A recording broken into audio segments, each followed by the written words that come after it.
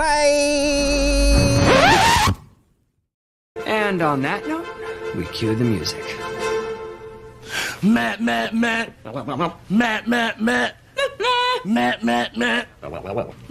meow.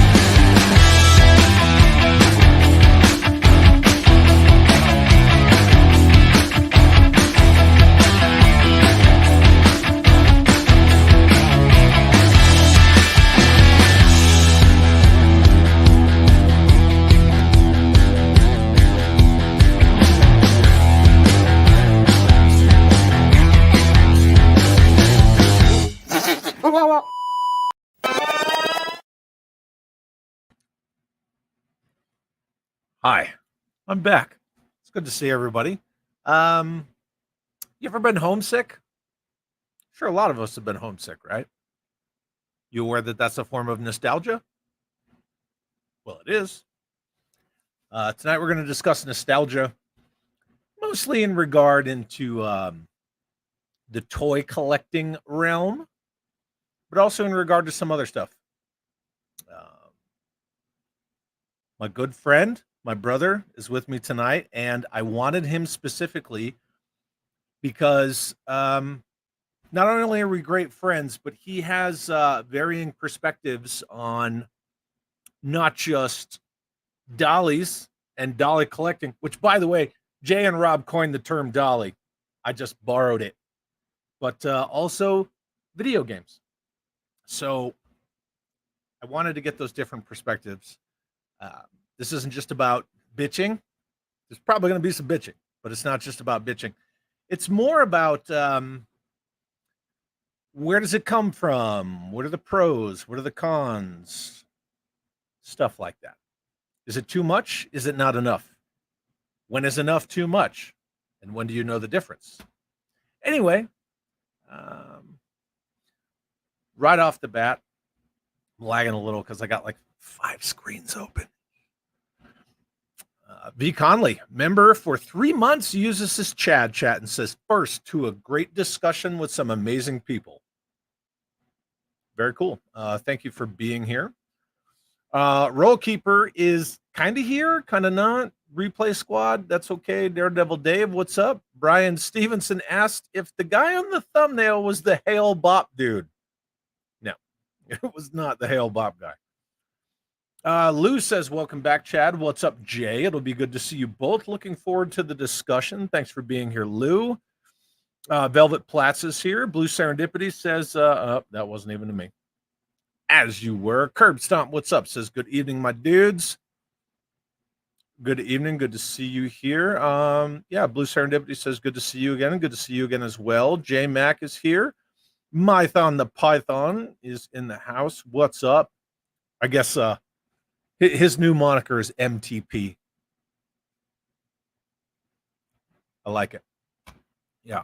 Brian, Chad, anything you want from San Diego Comic-Con and that Rattler? Well, I don't want the Rattler. I want the credit. I want the credit. That's what I want. Yeah. I just wanted somebody to take a picture with Lenny in my Never Go Full Classified t-shirt, and then somebody told me that was toxic. Because it's a joke. Anyway, Cliff, what's up? Good to see you. Zakanan, what's up? Rumbling into the stream. Thanks for being here. TK Storm, Paul Morales, Robert's Infinite Realms, on and on. Mikey, our good friend Mikey's here. Tony from Analog Toys is in the house. Good to see you, Tony. Hope you're doing well. The Titan says, hail to the fellowship. Hail. That's right. Greg, Bat Fastard. Good to see you. Thanks for being here. Keys Collects. Mr. George Aiken, all the way from the beautiful UK, is here. Denzence. Did I say that right? Denzence? I hope I did. Hey, Chad, still waiting to see your Batman collection. Yeah. It's not much of a collection. It's just some stuff. Desco's here. What's up? Jay Woods, Stacy Hatch. Hello. Good to see all of you here. Yeah, absolutely, Tony. Hope everyone is well. Bear 11, Charlie, good to see you, buddy. Suka says, look at all these G.I. Joe haters. Speaking of haters, of people who just don't like dollies, don't like toys, don't like anything.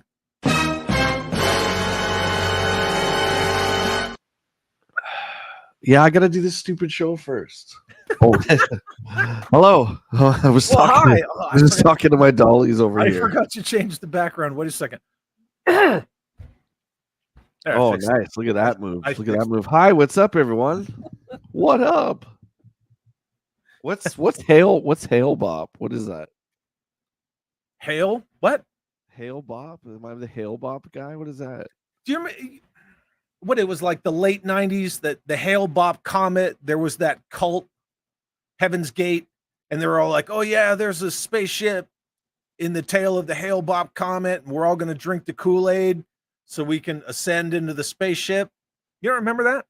No, I thought they were saying I'm the umbop guy, like the Hanson dude. No. I would have been like, I wish. No. I wish there's a handsome dude. The hands guy on the thumbnail. Brian was asking if that was the leader of the Heaven's Gate. Gotcha. What's up, guys? How are you? Good to see everybody. Looks like everybody's doing good. We got a bunch of good people hanging out. Oh, this guy. So I'm going to be on with Jerk and the crew tomorrow after you and I do a special versus. Yeah, we're doing our Cobra Convergence. My day is tomorrow, so we're going to do our Friday night versus tomorrow, and it's going to be versus Cobra Commander dollies. It's going to be fun. 5:00 special time. But Jay hates toys. Oh. No, I mean, yeah, it's all true. Everything you hear is true. Entirely true. People make TV shows about things they hate. Yeah, absolutely. Blue Serendipity, member for 3 months. Thank you, as always, Samantha. Thank you to everybody. Uses her chat and says, Happy International Tequila Day. Ooh, nice. Cheers. I was not aware of that. What are you drinking? Straight black, buddy. Always. I almost rolled up into some coffee this evening. I had to get up at 4 a.m. Yeah, I saw you responded to a message I left her something really, really super early. I was like, oh my God, did he even sleep? Yeah, I slept for like 3 hours, did some stuff, went back to sleep. Right. Whatever. I'm just all messed up. Pericles says, welcome back, Chad. Thank you very much, Pericles. And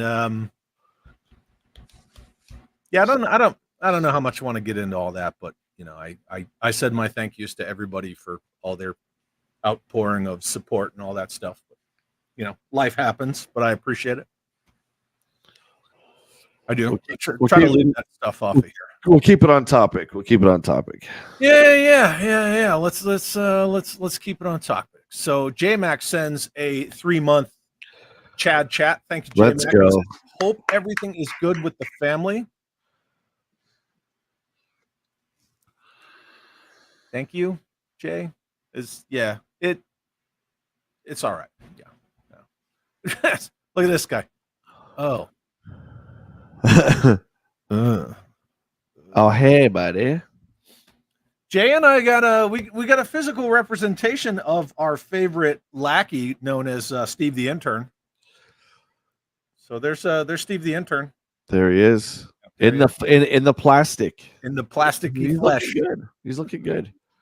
B. Conley sends a $2 super chat. Thank you very much, Vishay, and says, Jay, can you DM your address for your patch? I believe I remember this message. Yeah, what patch?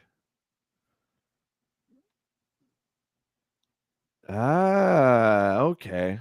All right. Yes. Absolutely. Thank you very much. That Yeah, patch, for sure. my friend. Yeah. Cool. All right. So, our good friend Ryan Laserpants from 3POA, who will be on directly after myself and this guy. What's don't up, forget to Ryan? catch Ryan's show. Says, welcome back, Chad. Thank you, my friend. Good to see you. Don't you all know, much like G.I. Joe, Chad hates Batman. A lot of hatred, a lot of hate talk going on in here. It's weird. We got a lot of people hanging out watching us just to hate on stuff. Zaymont Rogue, good to see you, man. Thanks for being here. Yeah, everybody, thank you so much for all of you being here. And we're gonna drive on. So Shadow Nose, thank you so much. It's good to be back. I'm glad to be here, but I don't want to drag everything out. Jacob Rayal, what's up, my chat dude bros? Much love. Woo! Yeah, cool. Good to see you all. Okay, so we're gonna use some websites. Oh God, you're gonna read this, right? That was the deal. Yeah. So nostalgia, as defined by Merriam-Webster Dictionary Online, is a wistful or excessively sentimental yearning for return to or of some past period or irrevocable condition. Also something that evokes nostalgia, the state of being homesick. Right? A wistful or excessively sentimental yearning. I didn't know that second, the state of being homesick. That I didn't know. I didn't know nostalgia meant that too. Interesting. Mm-hmm. And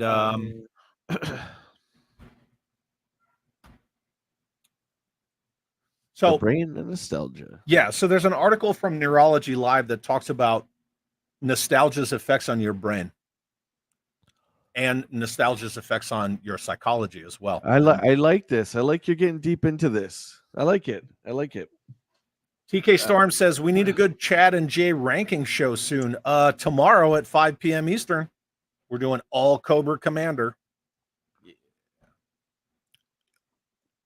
What he said. Yep. Nostalgia sells and everyone KS.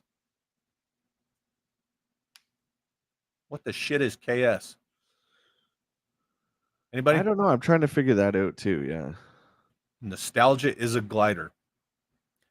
That is a phrase coined by Michael French from Retro Blasting, which I think no one could have stated it better. Nostalgia is a glider. It will fly, but at some point it's going to crash. Well, nostalgia is also I don't know. We, like I've said this many times, dude. You've heard me say this, but for the lovely people in the chat who have not heard this, people talk about how dangerous alcohol and drugs are, which they are. Mm-hmm. I think nostalgia is just as dangerous for any kind of creative space. It can be very dangerous if misused. But we'll get into that when you're ready. Well, yeah, we will get into that because there's actually in the articles that I pulled up, there's discussion about nostalgia triggers the same kind of, reward centers in the brain as gambling addiction, alcoholism, all that kind of stuff. So that's all in there. Right? It's all about the reward centers of your brain. Yep, right there. Boop. Nostalgia is a crazy drug. And then Suka says, nobody believes the dictionary. See, I caught it. Dictionary. B Drew, I saw your comment, man. I started. I'm going to star a couple of comments and then we'll get to some good ones as we're kind of cruising. All right. So, according to Neurology Live, this is an article from October 2016. Nostalgia experiences trigger metabolic activity and blood flow in several brain regions and can be a useful emotional strategy or harmful addiction. Yeah. Nostalgia is a powerful emotion that can be conjured by events that bear a resemblance to past experiences. Notice it says bear a resemblance in a person's life. Familiar music, smells, other reminders of the past activate nostalgic feelings. It's often triggered by sensory stimuli, but it can be elicited by conversations and even self-directed memory recollection. Nostalgic experiences stimulate metabolic activity. I already read that part as the headline. People who listen to music that evoke nostalgia experience greater activity in the inferior frontal gyrus. Ooh. Yeah. I like cerebellum, insula, as they do when listening to music that does not induce nostalgia. Why nostalgia feels good? It feels good. Mython says, stop talking about this. Bends down to snort another line of nostalgia. Yeah. Good. I'm starring a couple things as we go. The reward centers of the brain, including the hippocampus and the ventral striatum, are activated during nostalgic activity. This reward center involvement explains the very common phenomena of feeling pleasant emotions upon hearing a song from the past, buying a dolly, right, etc., etc. Walking down the hallway of a former school or driving through a former neighborhood triggers reward pathways in the brain, resulting in positive feelings of nostalgia. The good feelings are generally a common response to past reminders, whether the experience in the former environment were considered positive or largely neutral, but not if those experiences were unpleasant or personally hurtful. Fair. You're not gonna get a dopamine hit off like no. If you had a horrible childhood and I remember I was in a tragic car accident. That's not gonna for sure. Nika Tronis says, I learned it from watching you, okay? Yeah. Positive responses evoked by nostalgia can help protect people from the emotional burden of situational disappointment and even from anxiety. When used as a coping strategy. Interesting. A person can deliberately trigger feelings of nostalgia by listening to familiar music, looking at old photos, buying dollies, buying old NES games, or visiting comforting environments of the past. I kind of ad-libbed a few things in there.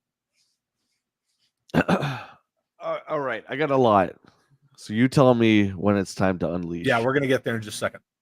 There's a lot of things within that we can dissect. However, nostalgia can be so easily provoked that it is possible to become addicted to the pleasure of nostalgia. Are you putting a pin in that one? Yeah. Just as a person can become addicted to any activity that stimulates the reward centers of the brain.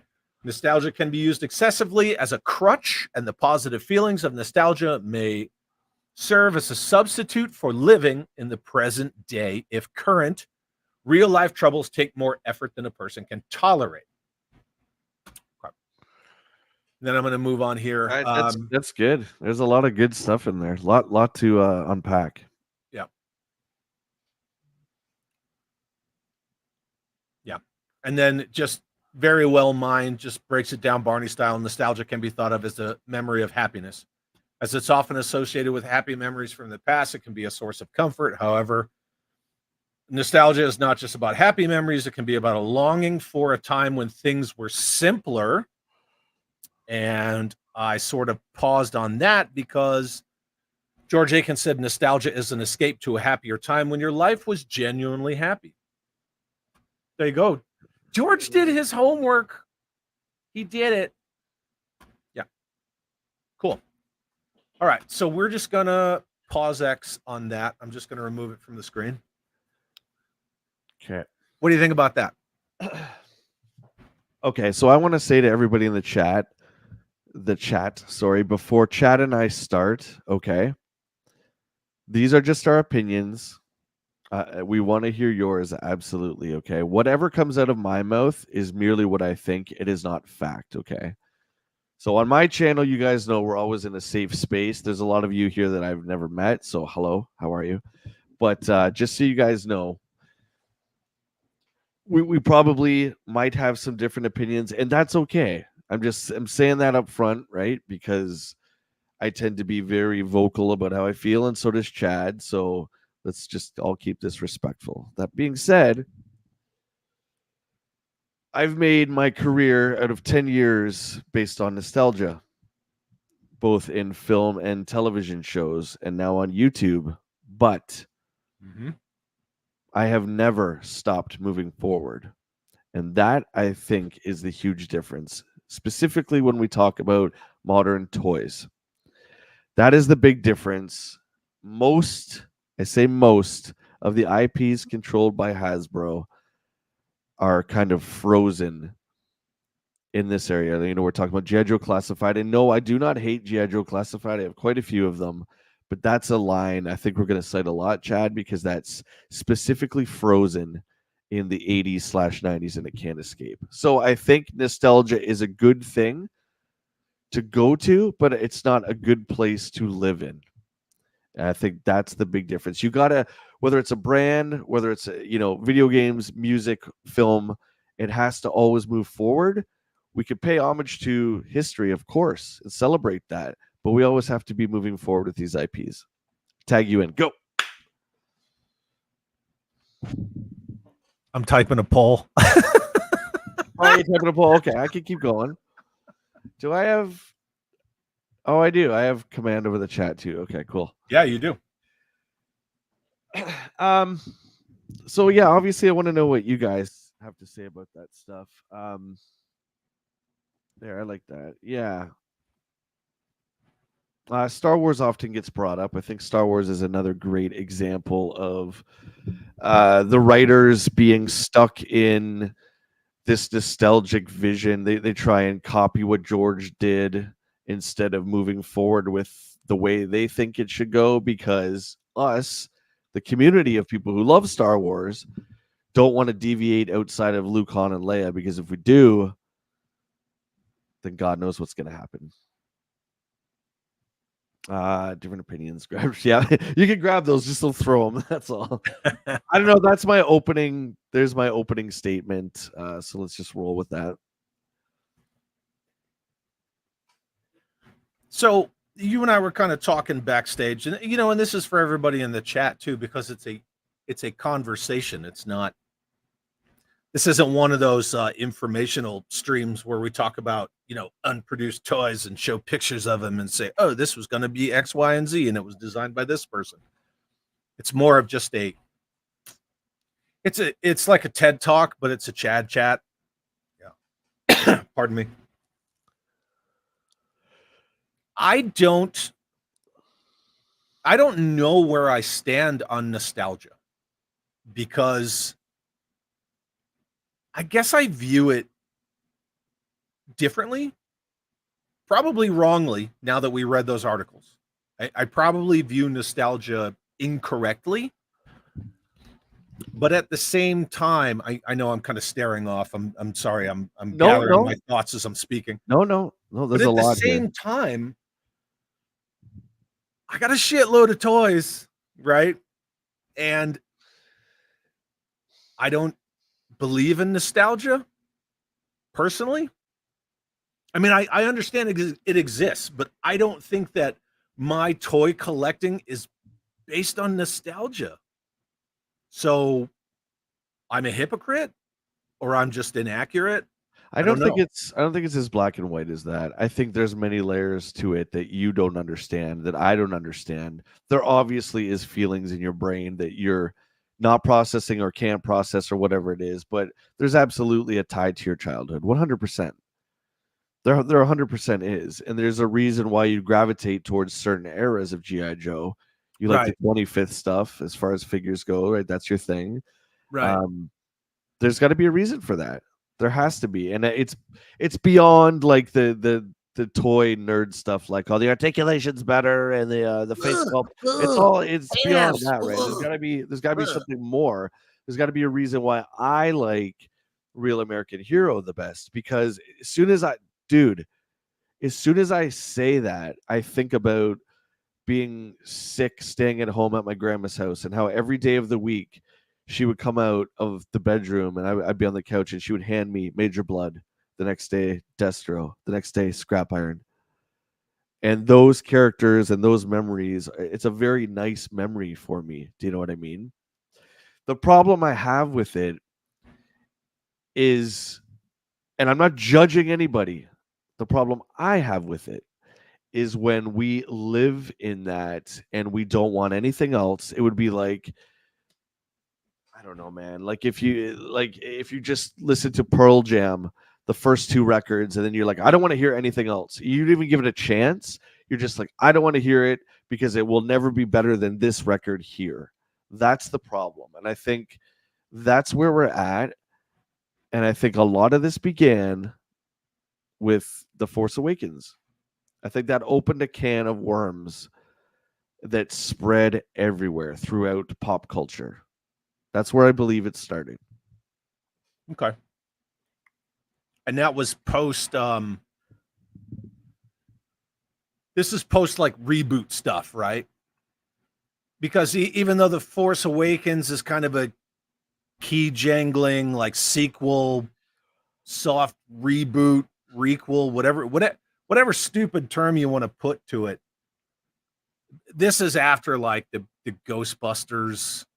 Oh wait, it was before Ghostbusters. It was 2015. This 2015. Was, yeah, so it was before Ghostbusters. Yeah. This was the first time I ever saw a reaction video on YouTube.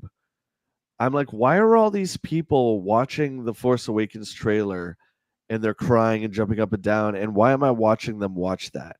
Now it's now it's a form of video on YouTube that all of us do, right? So I think that's really what started it. When we saw that second trailer and we saw Han and Chewie get on the Falcon. Yeah. All of us drop to our knees. The most perfect line ever wrote. You say home in there, you see Han and Luke, and you're like, oh my, or sorry, Han and Chewie, and you're like, oh my God. All of us do home. What?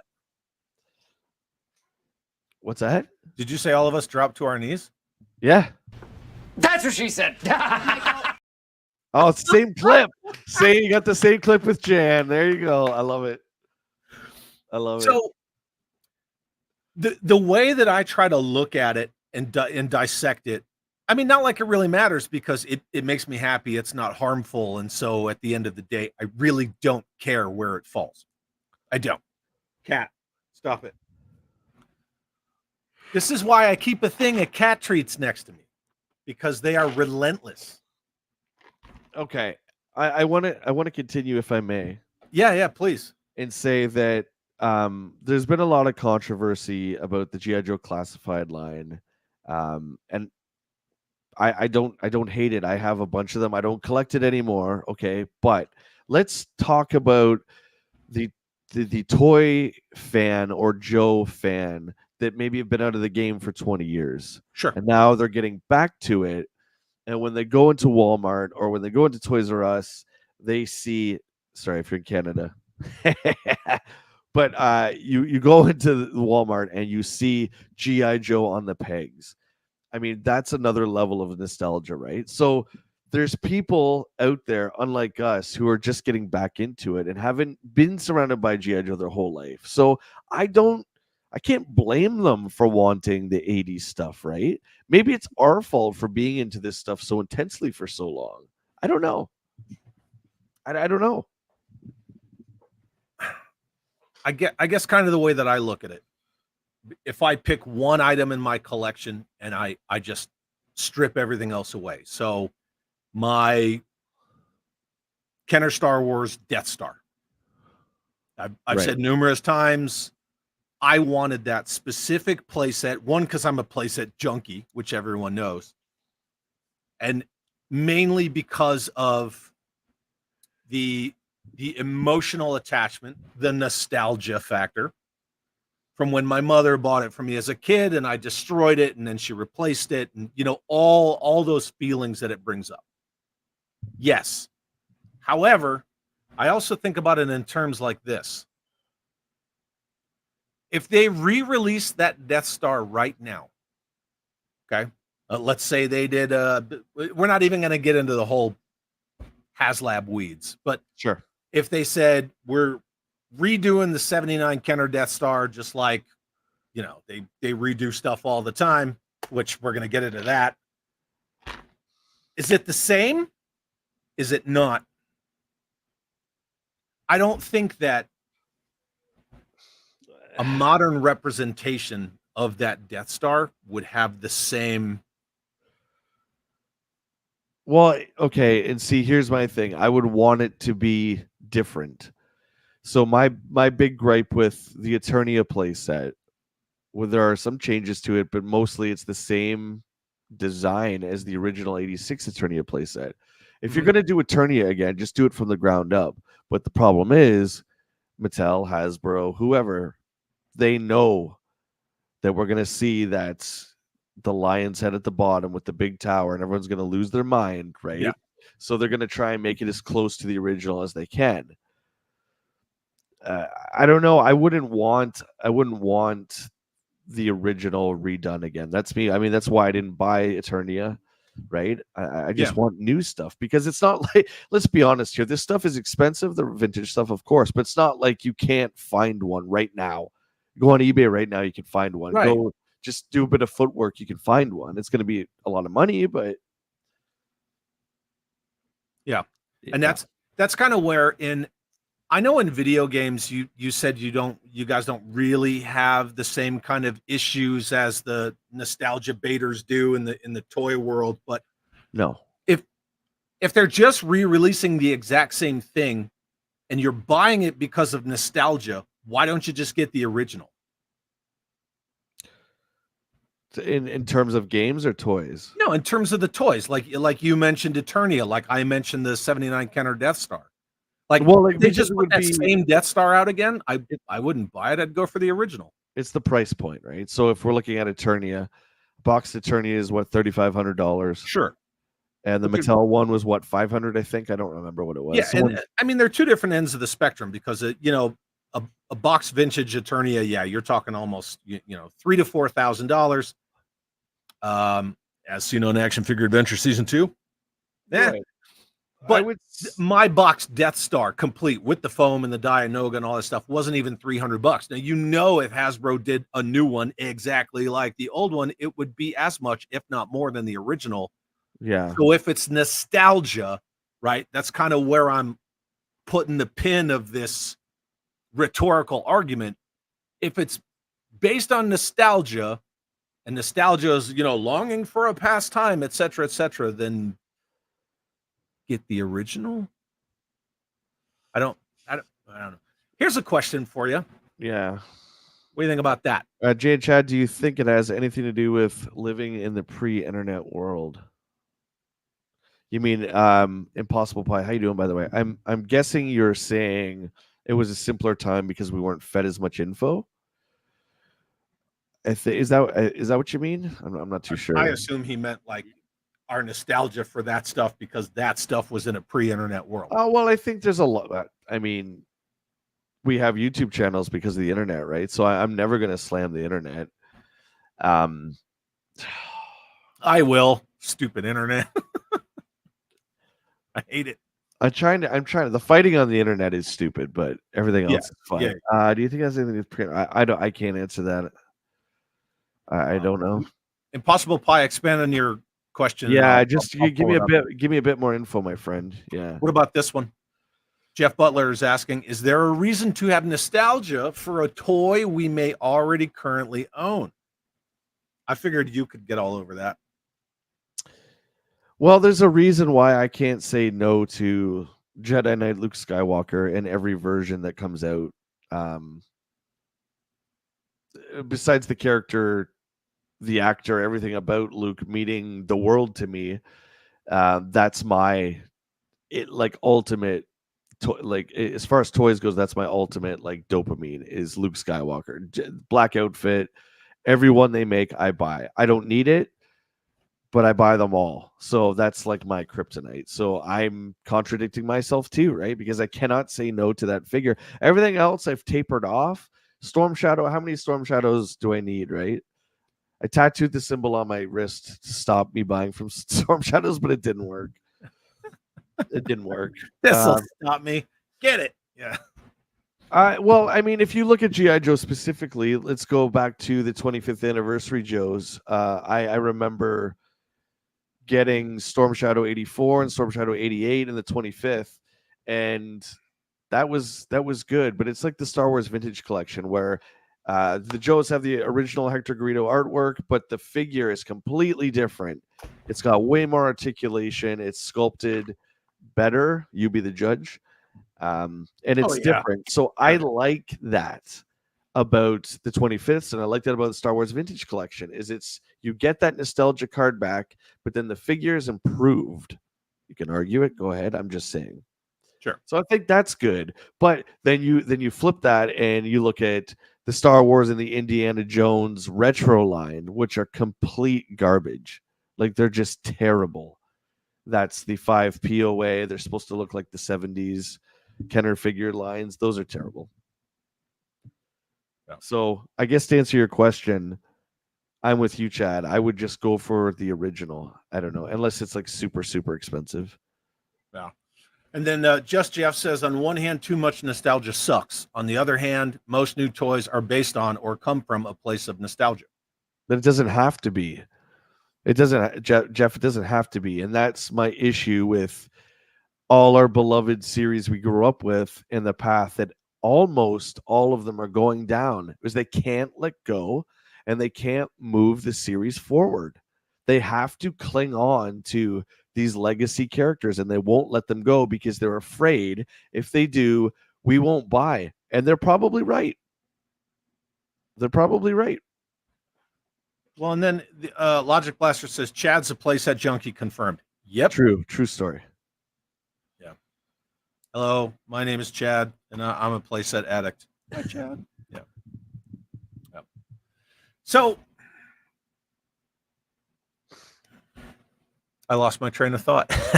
That's okay. There's a lot. There's a lot. There is a lot, yeah. And I'm trying to But again, if you look at the success of that first J.J. Abrams Star Wars movie and how the world was so excited and seemingly they were doing everything right, you could bet every Hollywood producer and director is like, okay, we're Paramount. What can we do? Okay, we got Ghostbusters. What else we got? Get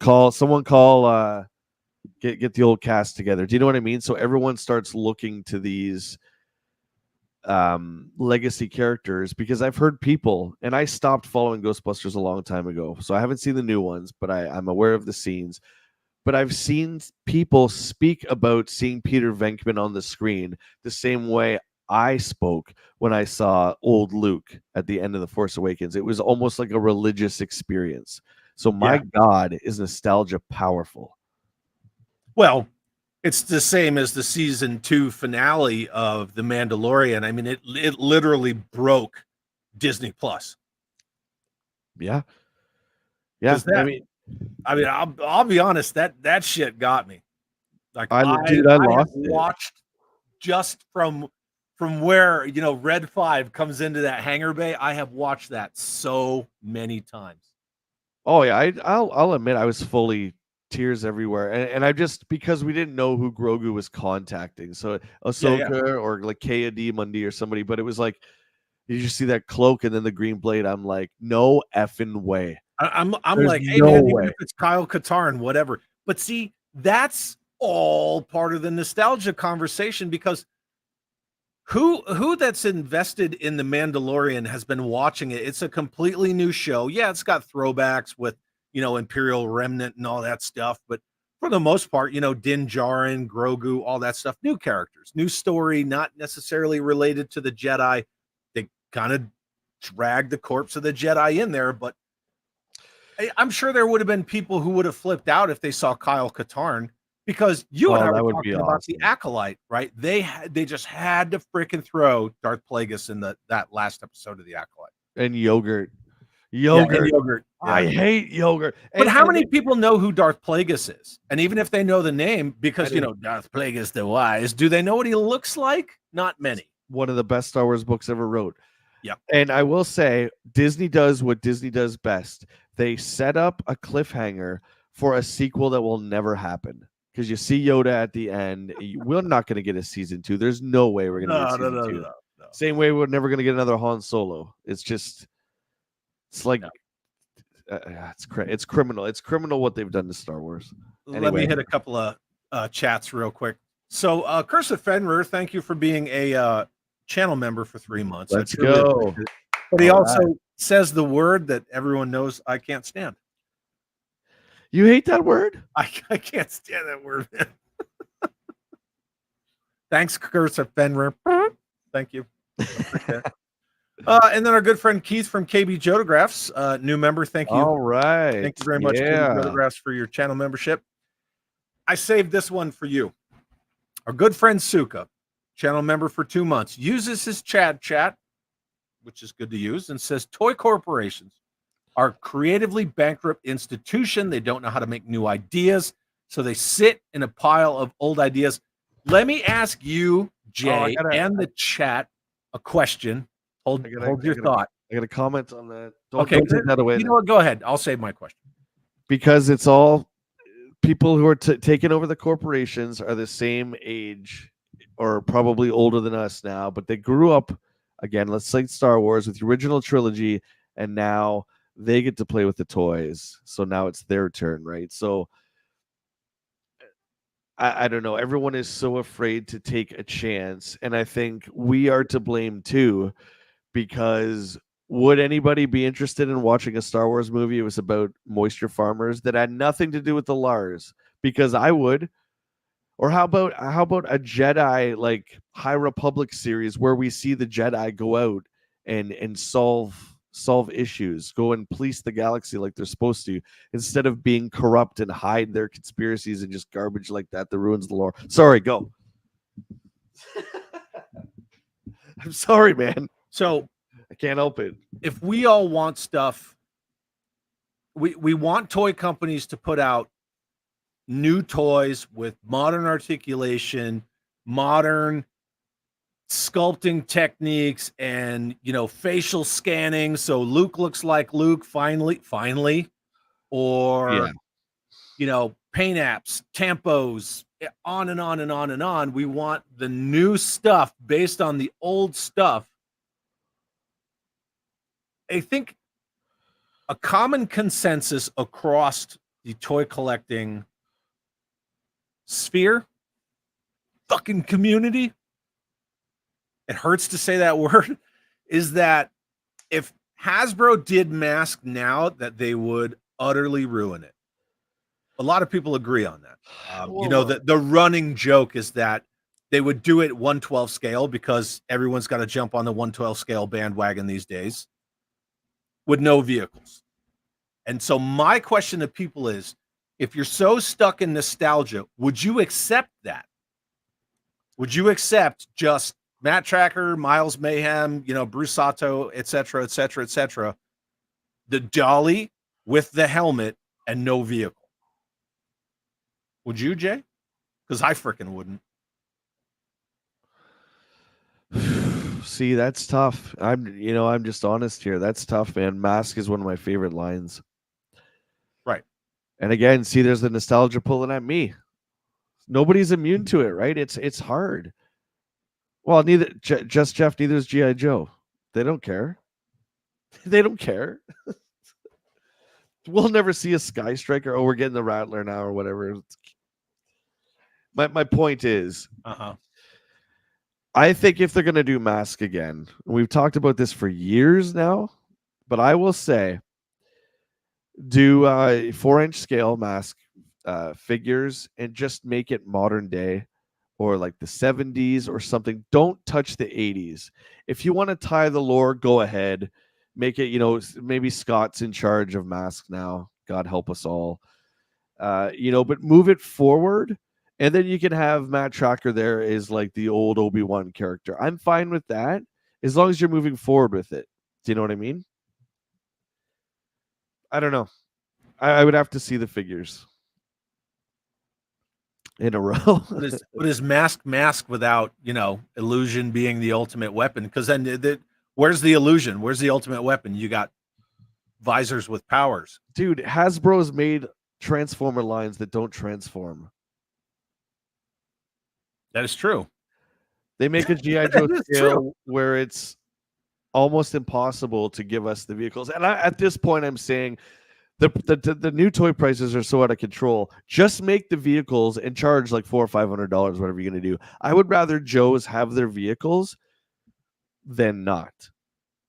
It's the same reason why when Black Series went from 3.75 to 6-inch, I was like, no. Because what we got the first order TIE fighter that was $200 that nobody bought because it was $200. Because it was $200, right? Yep. So Zaymont Rogue, member for 2 months again. Thank you for the channel membership, my friend. What about Fresh Monkey Fiction and Eagle Force? Yeah, that's a good question. It's kind of a 70-30, 60-40 kind of split, right? Because a lot of their stuff, it's based on nostalgic characters and properties, but isn't a complete like nostalgia redo. I mean, they do have Topside that looks just like G.I. Joe Topside because they lost the trademark to that name, and so Fresh Monkey Fiction picked it up. And then they made all the not Red Shadows, Crimson Moon, right? So they didn't make them. Yeah. Yeah, I don't know, dude. Look, you can say let's keep it on Joe here for a sec, okay? So we got after the 94, after the Real American Hero was done, we got Sergeant Savage. Then we had that really weird time in the 2000s where they're pulling out old molds with the O-rings and all that. Then we got the 25th. Then we got Sigma 6. Then we got Resolute. I will say this. Doesn't matter what you think about those. At least they were trying something different. Why Resolute didn't take off, I will never understand. Because that's the single best piece of animated Joe there is. Well, it's we know why it didn't take off, because once it was done, they just said, just leave it alone. But they made figures. It was like this really weird, like almost Shadows of the Empire kind of like, okay, yeah, that was successful. Great, let's pull out. Yeah, I can see that. Yeah. What I don't get is the pullback from the classifieds that were based off of the Game Mill game, or vice versa, whatever it was. And then the characters had gold shim pads, and they looked a little bit different, and nobody wanted that. So now we're back to they look exactly the way they did in 1980s. And then it's just like, remember that meme a few years ago when it was like Hasbro is like a kid opening a real Ghostbuster, and then 2020 when they did the reissues, it's like the same kid opening the reissue, and the Hasbro execs are just laughing. It's like we're selling them the same crap that we did when they were 5 years old. Yeah, and that's I guess that's the, I don't want to say argument, but that's the discussion. And I'm seeing a lot of awesome comments in the chat, but I'm also bearing in mind that because nostalgia elicits these kind of emotional responses, there's a lot of emotional comments in the chat. And I kind of did that as proving that point. And we see that a lot in the toy collecting spaces, that when you don't share an opinion with someone, they're very quick to get angry. When you bring money into it, Chad, that changes everything. And if someone's invested a lot of money and a lot of time into whatever line it is, when someone says that line is garbage, let's just say Star Wars Black Series, when you're talking to a collector who's invested thousands of dollars throughout the years, and I say, "Oh man, Black Series is garbage," there tends to be people take it personal because they've invested so much into it, right? That I understand. What I don't understand is where it's like we can't be friends anymore because I don't like Black Series and you do, so we can't talk anymore. When did that become a thing? That's the thing I've been noticing a lot over the last few years. It's like if I don't like a line that you do, we somehow cannot coexist. It's just crazy. We're talking about toys, man. We're just talking about toys. Yeah. Right? I completely agree. Mython the Python says, I buy some toys for nostalgia and other toys because it's something I never seen before, are from new properties or IPs. I don't have a problem with nostalgia, but I do have an issue with lazy corporations. And again, I'm not here to tell anybody what's right or wrong at all. I'm the last person who will ever do that. So these are just my thoughts, guys. These are just what I think. And again, like I said, we can have different opinions. I think it's really healthy to have this discussion. It's a good topic. Yeah, I do too. Oh, did you just what? I said Mo. Oh, Mo's here. Oh yeah, I see him. I've got two screens open. I just ended the poll. I don't know if you saw it, but it was 53% nostalgia's too much, 46 it's not enough. That's pretty close. See, yeah, that's about right. That's pretty damn close. That's about right. GeForce Racing says, I feel that growing up in the 80s and being exposed to Reagan lifting the ad ban on commercials for toys during the same show you were watching, you were brainwashed. We did get bombarded. We did. Yeah, okay, but let's be realistic here. GeForce Racing, I'm going to throw this at you. Honestly, how many of those cartoons do you watch today? And you can honestly say that they've aged well. I mean, have you watched Mask lately? And I love Mask. Mask is a kid's show. Right? So these shows were made for children. They were made for kids. Mm-hmm. So us going back and looking at them through adult eyes, there's a lot of cringe because they're made for kids, right? Were we brainwashed? Well, we were sold to, absolutely. Absolutely. But I love it. I don't know. I'm so glad that I was fortunate enough to grow up in the 80s for toys and video games and just exposed to all this the endless imagination that Hasbro and Mattel poured out to us. The Hasselfeld brothers they're legends, man. They're legends. Just Jeff said it's not just themes but makes and models. He's talking about construction, Delta 17, etc., all based on GI Joe's model. So that's not actually accurate. Actually, that's not accurate. O-ring construction of Joe's was stolen from Mego chips. So like everybody's always borrowing from other companies' ideas. That's how the world works, right? Take a good idea, expand upon it. The O-ring construction was from Mego, right? Yeah. Like that wasn't a Hasbro thing. No, Japanese company did that too. So yeah, they were all taking each other's ideas and expanding upon it. I mean, look at in 83, Joe added the swivel arm battle grip, and then in 85, it added the neck articulation.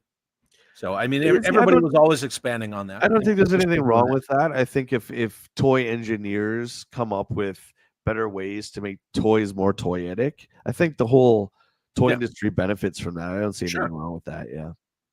Yeah, it's like I'm sure the collecting world is split on toe articulation, but I bet you after the first person, cracked the code of toe articulation, somebody was like, that's pretty cool. Yeah. Even though I think it's dumb as shit, but give it to Spider-Man. He's the first somebody one out there was like, that's pretty rad. Yes, Micronauts. Thank you guys. Yeah. I think that's what we're. Fred F says, I also blame the buyers. That's us. Yeah, it is us. Oh, yeah. It's totally us. That's what I said, and we'll bring it back to Star Wars for a quick second. I stopped subscribing to Disney Plus because I don't want to be part of that anymore. That's really the only way that we can vote. What's the term? Vote with your wallet. I mean, it's totally Yep. true. You don't have to buy this stuff. It's very difficult. And it took me a long time to break myself out of that habit, believe me, especially with Star Wars. Because I took that personal, right? Losing Star Wars really hurt. But I realized that it's not for me anymore in my generation. It's for others, which is why they need to just leave the past alone with Yoda and Plagueis and all that. Stop doing prequel, and just do future forward and just make it about a bunch of new heroes and villains. Yeah. So Greg's asking the question, when does a property hit nostalgia status? 10, 20, 30 years?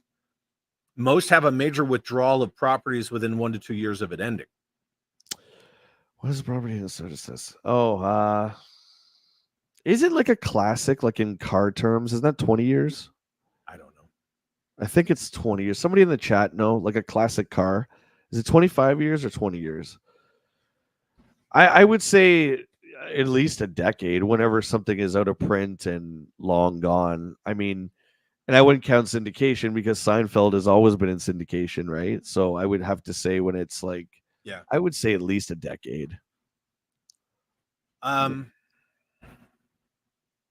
think one of my challenges with nostalgia, right? Because I'm trying to choose my words. I think one of my challenges with nostalgia is this kind of like this, like Nico Trona says, lack of creativity and care is what sucks. So because we keep buying it. yeah, I'm not gonna smash the low-hanging fruit of classified because Hasbro did it with the Walmart retro collection. Dude. They put version 2 Snake Eyes on a version 1 Snake Eyes card. They put the long sleeve 50th Storm Shadow on a version 1 Storm Shadow card. And it's not just them. It's so many different companies. And it's just this kind of idea of, yeah, but they'll buy it. And I think that's the thing that bugs me.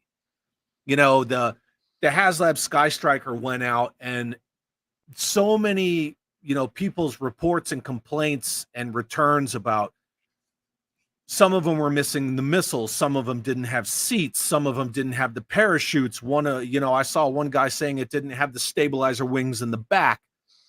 The Tiger Paw that's going out is going out without one of the pins in the tires. And you see figures coming out of packages and arms are falling out and bent weapons. And is that all because they know people are just going to buy it?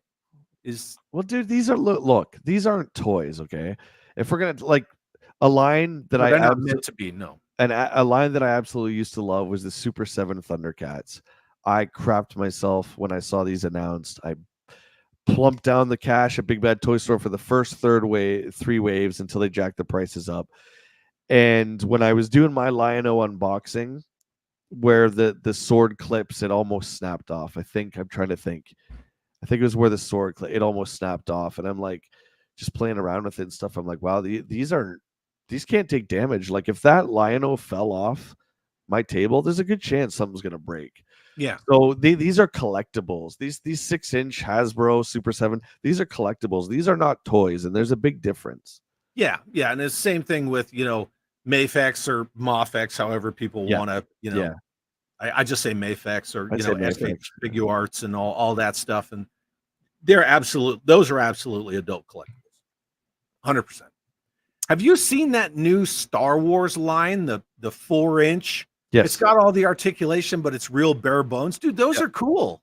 Yeah, when I was in the States a couple weeks ago, I saw one at a Walmart, and I didn't even know those existed. I was like, "That's cool." Here's a hot $12. take. Here's a hot take. Now I'm speaking for everyone. I'm assuming most people are our generation in the chat. If not, I'm just speaking for like Gen X. There is probably a big possibility too that we are just really sick of these characters. I don't know about you guys, but I love Spider-Man just as much as the next guy, but I'm so tired. There's Spider-Man always. Spider-Man here, Spider-Man movies, Spider-Man Sony, Spider-Man Marvel reboot. Do you know what I mean? Like Yeah. Avengers all the time, these same characters all the time, all the time, all the time. I just want a writer to be allowed to create something brand new. Do you know what I mean? Like just a new, sure, make it a superhero, make it a space western, whatever. I don't care. Just something new. Do you know what I'm saying? I'm just really just done with these characters. It's just the same old, same old. So Jim Largo says Valaverse Action Force is an example of nostalgia done right. New characters and stories with callbacks to the past. Yeah, I would get behind that. And it's really easy. Steel Brigade, Desert Rat. Yeah, it's really easy, Jim, for Hasbro to correct this because Hama's done comics since 2013 and he's continuing to do it now. There's over 11 years of new stories and characters that for some reason Hasbro just ignores like it's not happening. Just make a couple new guys. So to caveat off of that, sure, I completely agree with you. However, Glenda, now Quarrel, and you see it every time they put out Helix. They put out like an obscure figure, which I don't even think Glenda, Quarrel, and Helix are obscure, but they put out characters that, you know, the normies or the newbies or, you know, people who maybe saw the Sunbow cartoon when they were kids and they came over to Joe from Marvel Legends. They don't know these characters and they're like, who the hell is that? That character looks like shit. They don't want that stuff. Listen. Yeah. I mean, it's self-defeating. Every single year in the 80s and up to 94, so 82, 94, we got 10, 12, 15 plus vehicle figures. For the most part, I don't want to get actually, for the most part, new characters every year. We would get palette swaps, sure, but we would get new characters and we loved it. What happened to that? That's what scares me, is that G.I. Joe is not going to get passed on to anybody past our generation. A line that was known for reinventing itself out of sheer survival of its existence is now stunted into the 80s, and it's really quite tragic. I agree. Master Temple, what's up, Neil? Good to see Neil. you. Says fan service is key to a certain degree.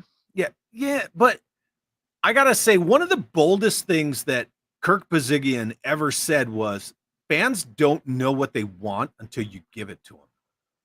And I never really pondered that until the freaking Caramel Crunch Snake Eyes came out. And I'm like, who asked for a Coyote Tan Snake Eyes? Nobody. But then when they showed it, people went nuts for it. And I kind of see where Kirk was coming from. Like, nobody asked for a little 2.5-inch line with helmets that kids could choke on and, you know, vehicles with real Firestone tires that transformed into other vehicles until they were given it. So I think fan service is a yes, but at the same time, it's a no. It's a balance. I liked I have to say it's a balance. Lio Convoy there near the bottom. He says, I think I can tell you why it's not going to be passed on. I'd like to hear your thoughts on that. Spill it, Lio. Good to see you, buddy. But I want to get to this. Mike has a real good comment. It's probably about who is actually buying the toys.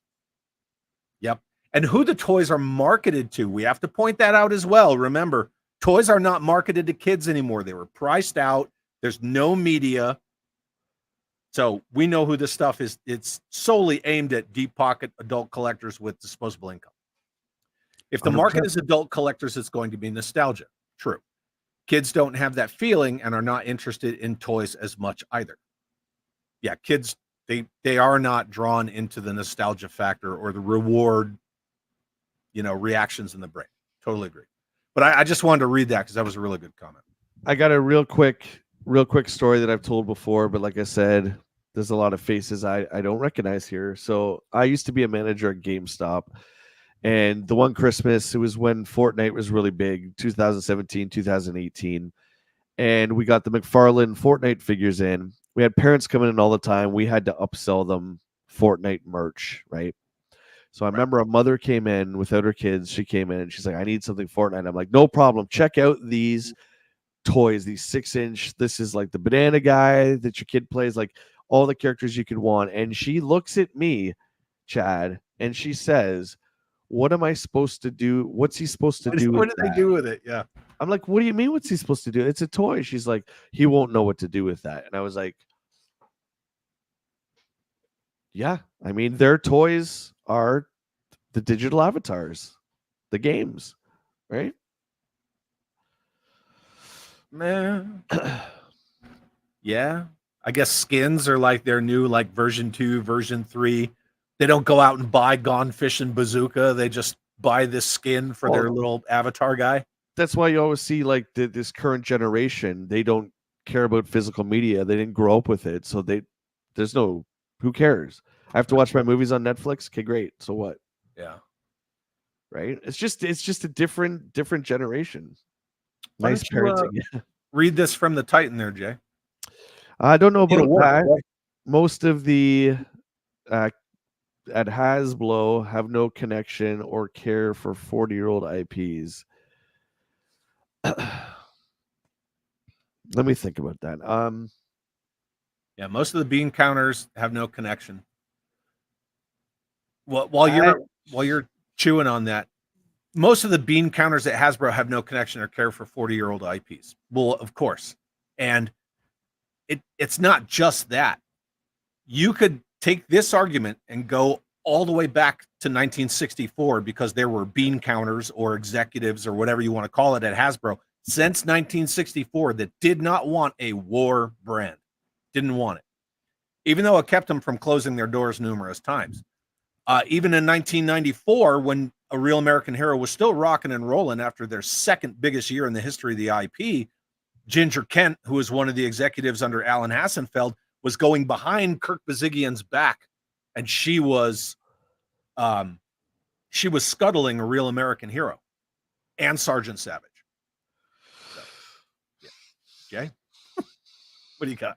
No, it's just this is a great conversation. This is a very important conversation. I'm just trying to think here. I'm trying to think about that comment that they don't care about 40-year-old IPs. I would agree. The Titan, I'd say I would agree. If we again take it back to Star Wars dollies and let's say a newer show like Obi-Wan, what characters besides Obi-Wan came out? Did they even make Leia? They made the loader droid, and like if this was George's Star Wars and Hasbro back 20 years for, let's say, the prequels, they made every single character that ever walked across that screen. You won't get that today. They make just the mainstream characters. Forget that the show is, if you don't like Obi-Wan, you don't like it. Forget about that. Think about Obi-Wan as a new successful movie. They won't make any characters that are not the main line characters. So they'll make Obi-Wan a 45th Vader. Yep. And then you'll get the loader droid because they got to throw something else in there. But you're not going to get everybody, right? It's terrible. How many figures did they make for the Acolyte? Like 8? I can't answer that. I have no idea. I saw like a little gang of Jedi. I don't even know if they made the Stranger or Chimera or whatever his freaking name is.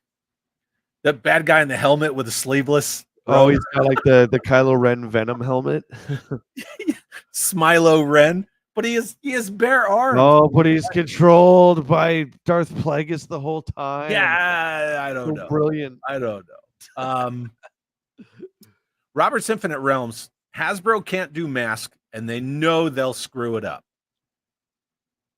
Yeah, but they'll keep it, won't they, hidden? And it's probably best for that. Well, I know that Ace from Ramen Toy has been really trying to get the license. I mean, if they're going to license Reaction Plus O-ring figures to Super 7, they could do a lot worse than to license Mask to Ramen, because Ramen has much higher quality control than frickin' Brian Flynn. I got to hit this real quick, and you're going to appreciate this. Our good friend Toggy Zero sends a $5 super chat. Thank you, Zero. Hey, guys. Great to see everybody. Good to see you, dude. Thanks for being here. Had to hit that. Really wanted to. I would say let's just, let's make new stories. I'm not saying discontinue Star Wars or Star Trek. I'm not qualified to talk about Star Trek. Okay, I know Discovery's been a nightmare and Picard was bad. I don't know anything about it, but I could say Star Wars, even Marvel, man. The Marvel stories we get are just old books from the 80s and the 70s. The same stories, man. The video game that came out last year, Spider-Man 2, it's just a twist on the Venom origin story. It's just like everyone is so creatively bankrupt, and we just keep purchasing this stuff over and over again. So they think they're doing well. They think they're succeeding. In a way, like, I don't want to see the South Park kids grow up. I don't want to watch Family Guy where Stewie's not a baby. I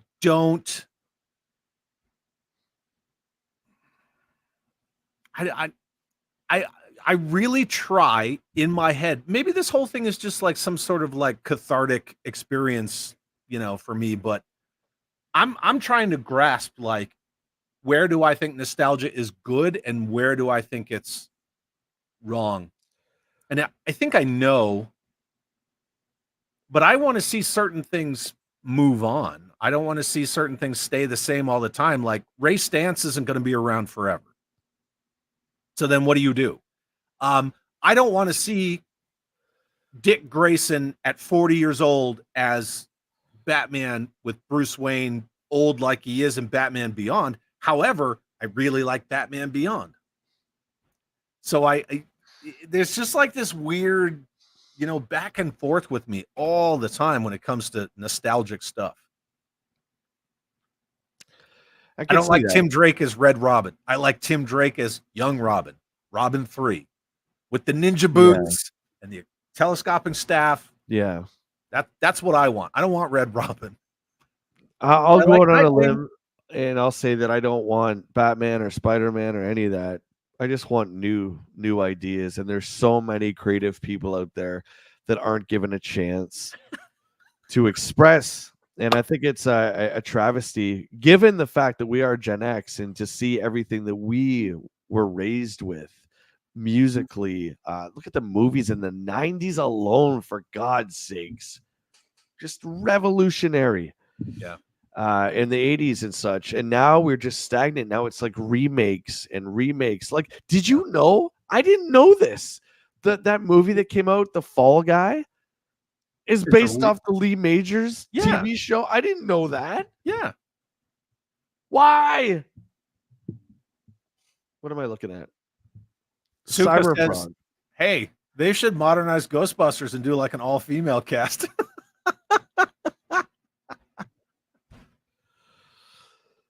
They probably should. I bet you they could get Paul Feig to probably direct it. The problem with that movie is they were trying to copy those four women. I think are very good comedians. The problem is they took the SNL direction and just went with the ad-libbing a little bit too much. And it's almost like they try and one-up each other with every conversation they have in that. Yeah, and Leslie Jones just screams the whole movie. Like, why are you screaming indoors? And you retell the same story. Yeah. And you have the gall to not talk about the four original Ghostbusters, but you have the actors play other characters. Yeah. Yeah. Like, okay, so Bill Murray's a cab driver. Look at this. That's Bill Murray. What's up, Victor Matthews? Good to see you. I have to agree with Real Grievance. I'm hyped for Monster Force.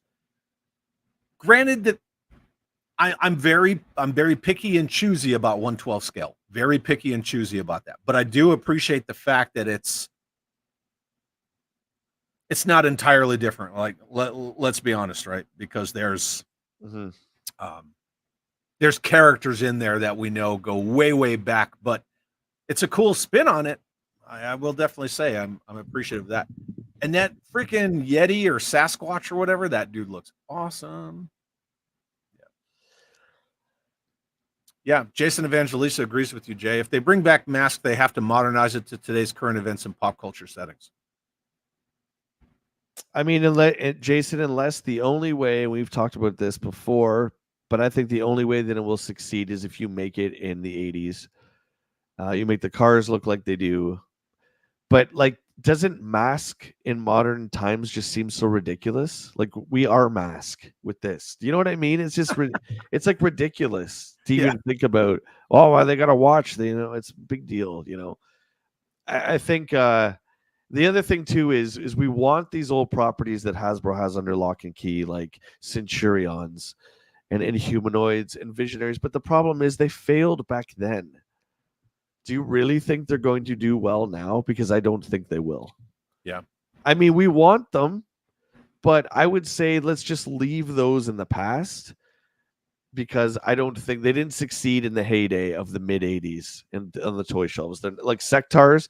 Look at the Nacelle Visionaries Sectar. and Humanoids. Sectars are $70 Canadian each. Yeah. I mean, I would love to see a modern take on Decompose, but the line's not really going to. Yeah, and then the other thing is too, I really am a believer of having media with it. Say what you want about Kevin Smith's He-Man. We got a wicked show. If you like it or not, we got a show, okay? And then that made me excited about the toy line. You need something to go along with that. It really does help. And why G.I. Joe doesn't have a show, I will never understand. Nope. Blue Serendipity says they're relying too heavily on nostalgia to sell properties rather than investing time, energy, or effort into something worth the dollars consumers spend. And again, because we keep buying them, right? So we keep buying the same Han and Hoth for the 80th time, and I'm not shaming anybody. I'm just as guilty, but I'm just saying it's like we just got to stop, So how do you feel about, let's look at one property that keeps, I don't want to say fully reinventing itself, but it keeps pivoting, maybe pivoting. Ninja Turtles. Yeah, it's always successful. Well, you and I aren't big turtle guys. We never have been, and that's fair. So I will say, with each iteration of the Turtles, there's always a bit of backlash, mostly from the old school Eastman Laird comic book guys. Same gen as the first cartoon. That's not my Turtles. But ultimately, the Turtles are not for us. The Turtles are for kids. And that's why they're succeeding. Yeah. That's a kid's toy line that looks different with every generation, with keeping the same core story. I think it's great. It's for kids. Yeah. Robert's Infinite Realm says, with nostalgia, there's less work on design. I'm sure that helps with Hasbro. Well, again, it's not just Hasbro, right? We're not like, hey, let's beat up Hasbro. It's across the board. But the thing is, these companies don't have creatives working for them anymore. They don't have what was historically referred to as a designer. They have like people who sculpt and things like that, but the designs are already there. So a Ron Rudat, a Greg Bernston, people like that. I mean, shit, even like, Uncle Toddy Mac, McFarlane. Yeah. Those guys are designers. McFarlane designed Spawn. Like things like that, like Bobby designed Condor and Carrick and all those characters. Like these characters that they're just regurgitating. Like nobody designs Darth Vader now. He's there. They just sculpt it. That's it. But that's not like the whole thing of creatives at major toy corporations. When you talk about nostalgia, they don't exist. I mean, you're not going to see a guy like a Ron Rudat at a Hasbro anymore, where they called him Robot Ron, and he just cranked out designs like mad.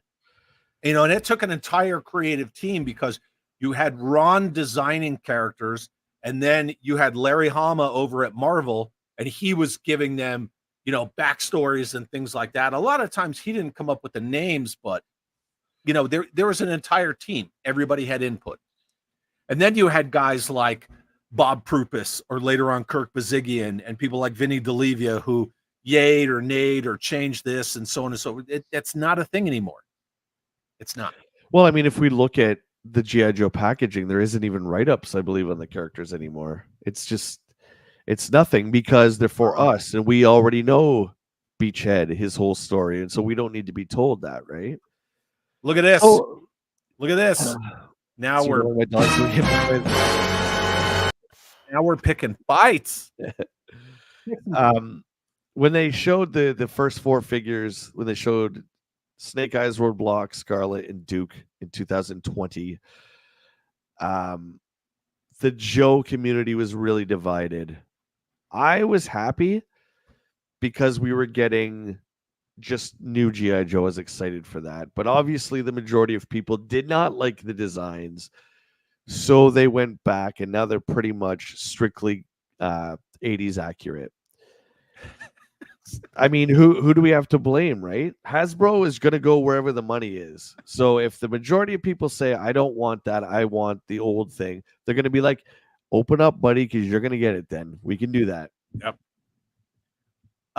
Suk was quoting a guy in the toy aisle that says, "You are either with me or you are my enemy." Exactly. Only a Sith deals in absolutes. I will do what I must. I kind of noticed a few things. I guess this isn't so much nostalgia related, but it's related to like the tribalism and stuff like that, where people talk about tribalism and toy collecting, which it is a thing, right? When a lot of us, maybe not all of us, but a lot of us in toy collecting, video games, costuming, going to cons, nerd shit. When a lot of us who are into nerd shit were kids, we were the fringe, like the outcast. You know, I was a little skate punk. I wasn't the popular jock kid or any of that stuff. Now it's so ingrained in pop culture, and it's so acceptable to go to cons, costume, collect toys or gaming or have a fucking YouTube channel or something like that, that it just kind of seems that those of us who felt the effects of all that tribalism when we were younger now engage in it. Observation. Yeah, I mean, nerd culture is definitely mainstream now. It's like I find that if you get made fun of for collecting toys, most often the time, like those people look stupid. It's like anyone who's gonna attack you as an adult for what you're into, I think, just needs to just take a hike, right? Like, worry about yourself. Yeah, I mean, like I said, I played with toys way too long. I stayed in with my buddies and played video games through high school instead of going to keg parties. I was into comic books and I was into punk rock and skateboarding. All that stuff was not looked at favorable. I had long hair, right? None of that stuff was cool. So I've kind of just always done what I wanted because, you know, I'm not going to let the majority of people tell me what to like, right? That's ridiculous. Well, yeah, it's like, you know, how many people do we know throughout all of our circles that crap on me because I like GoBots? I crap on you because you like GoBots. And I don't care. But it's all fun though. You know, it's not like it should be. This live by the sword, die by the sword mentality. But is you crazy. know, somewhere out there in the social media space, there is a group where like GoBots collectors hate Transformers collectors and Transformers collectors hate GoBot collectors, and it's all dumb because at the end of the day, like, if any of those people were in the same toy store together, they would just chat like, you know, hey, we're kindred spirits buying dollies. I don't know, man. I don't got time for that. You don't got time for that. I don't care. It's like what you like, whatever brings you happiness in your life. I'm all for it. As long as you're not breaking laws or whatever. Do you know what I mean? Like, yeah, what makes you happy, man? And that's something that I started from G-Force Racing about an hour ago because that's how I roll. Yeah. I buy what I want. It's no one else's business. There you go. Exactly. Yep. Yeah. I just wanted to talk about nostalgia, the effects of nostalgia, and that whole conversation. And just like the comment that I highlighted from Lio Convoy, where he said that, it's a very involved conversation. So It's a great conversation. I think it's important. I think a lot of people don't want to have it. I think a lot of people choose to, just avoid it.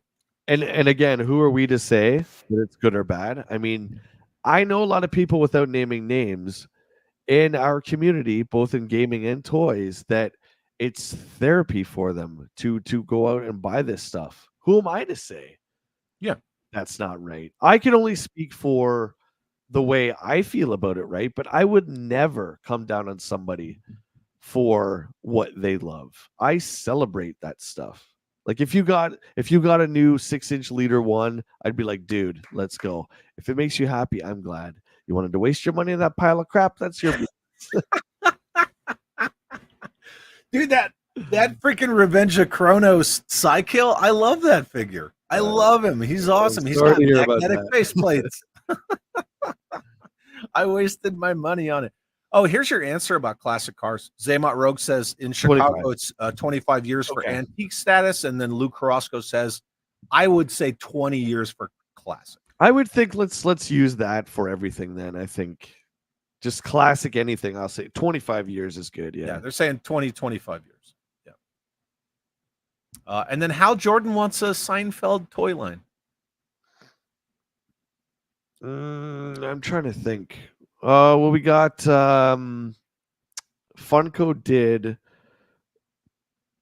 I think they're the mini pop figures. We got the diner, and then we got Jerry's apartment, if that counts. I did see those because we got the office too. Yeah. But like, you mean like a 6-inch? Like, I'm surprised they haven't, man. There's a few IPs out there that they haven't done. I'm really surprised. We all want that physical representation of something that doesn't exist. I'll take that back to the toys that made us. I forget. I think it was I can't remember who said it. It was someone from the Toys That Made Us they were interviewing. And they were talking about, if you want, a fan of the Yankees can go and see their favorite player and meet them and wear their jersey and stuff. But Star Wars, Luke Skywalker doesn't exist, right? So you pick up the figure. So like Seinfeld, yeah, it's a physical representation of something that's not there. Hal Jordan, my mother's name is Blanche. So no, I won't. I will not. No. We're not doing that. Spaceballs, I believe, as the legend goes, that the only way George would allow was it Mel Brooks who did Spaceballs? Who am I thinking of? Who did Spaceballs? Mel Brooks. Yeah, Mel Brooks. The only way that he was allowed to do it was that he couldn't merchandise it. Yep. I can't make decisions. I'm a president. Yeah. So that's why we have literally Spaceballs nothing. Yeah. But I don't know if that, going with Disney cancels that or not. But well, I mean, now they got Josh Gad doing a Spaceballs sequel. So I don't know. Zaymot Rogue said, I think the real danger in nostalgia is that by catering to us and our nostalgia, they neglect the younger generation for the most part. New blood is needed to keep it alive. Thank you. They die with us. Thank you. Yeah. And that's well said. And that's what I mean. Again, citing G.I. Joe here, it's very important that we pass it on. And I don't know if it's just our generation that is incredibly selfish, but we don't seem to want to share this stuff. And I think it's a real shame, man. It's a real shame. We need to pass this stuff on. We need to evolve G.I. Joe into something more. Recent HasLab for the Cantina was successful because of nostalgia 100%. Isn't that every HasLab? That thing's overpriced. I mean, I'm going through my mental Rolodex of all the HasLabs, even though I backed one, and Galactus. I backed one because of this, because it got me, boy. And why did I back an F-14 that, one, I already own like 8 different versions of it, and 2, why are you doing an F-14 when that aircraft's been out of the freaking Navy inventory for decades because nostalgia. Yeah, Impossible Pie's got a good comment. Oh yeah, you're way up there. I forgot you're. The next generation doesn't care about our shit. Yeah. How many times have you seen posts on social media where, you know what? I'm not even gonna say it. I'm not even gonna say it. No, do it. Say it. No, I'm not saying it. I want to hear I it. will get heat for this, and I'm not about to start anything. Ryan's telling you to check out Cyberfrog. I will, my friend. Thank you. Appreciate that. Yeah. I take it that's a new IP. I'm all up for that. It's been around for a while, but it's Ethan Van Sciver, right? Okay. He did a lot of work on Flash, Green Lantern. Oh, cool. Yeah, Okay. he's been in the comics industry forever. Yeah. Okay, what I was going to say was I know somebody. We all know somebody, and this might be you. And if this is you, I mean this with the utmost respect, that plop their kids down in front of whatever it is, He-Man, G.I. Joe, and it's like they all do the same caption. Oh, training them right, starting them off right. I don't know about you guys, but with my parents, it's like the last thing I wanted to do was watch my dad's stuff, whether that be like Lone Ranger, Robin Hood, or any whatever that black and white stuff was he watched. That was not for me. I don't know. I think we need to let the kids make up their own mind. But that being said, you're right. There really isn't anything for kids because I think the majority of kids, their entertainment is video games. That's why you see Fortnite figures and Halo figures. Yeah, exactly. Well, digital avatars are what they buy. Yeah. They spend that. And let's look at like what's a state's price for classified? $30? 20 something, 30. Okay, It's one right around toy. there. Yeah, So let's it's right just say around Marvel Legend is the same price. Okay.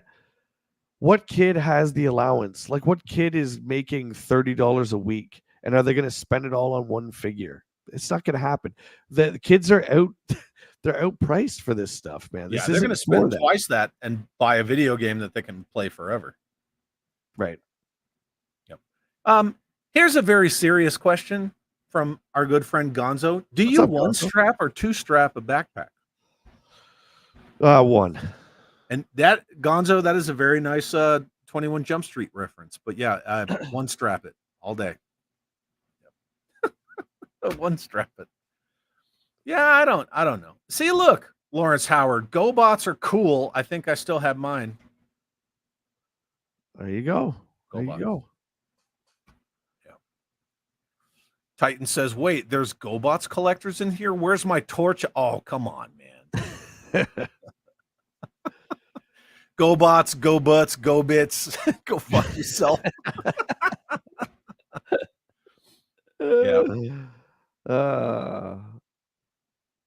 GeForce Racing says, growing up in a small town, I got to be popular, jock, burner, metalhead, rap kid. I had a chance to experiment without being severely judged. That's cool. Yeah, that's definitely good. 100%. I grew up in a small town that was very, very stuffy. It was super stuffy, man. The Lilith says, I feel I'm in a different multiverse. Chad's into GoBots, Jay's into Star Trek. Oh God, what did I walk into? Nope, you're safe. I like some of the shows for Star Trek. The Shatner movies are my jam, but that's about all I know. Yeah. For Star Trek. Neil, I'm the only one I know that likes Captain Power figures. Yes, you are. You are. Yeah, you absolutely are. Because every time I go to a toy convention, Jay knows that he and Rob are going to get pictures of all the Captain Power shit that won't sell, and we're going to laugh about it. See, Rob loves Captain Power. Our good buddy Rob McCallum was Captain Power. I love the show. I think the figures from the toy line are horrendous.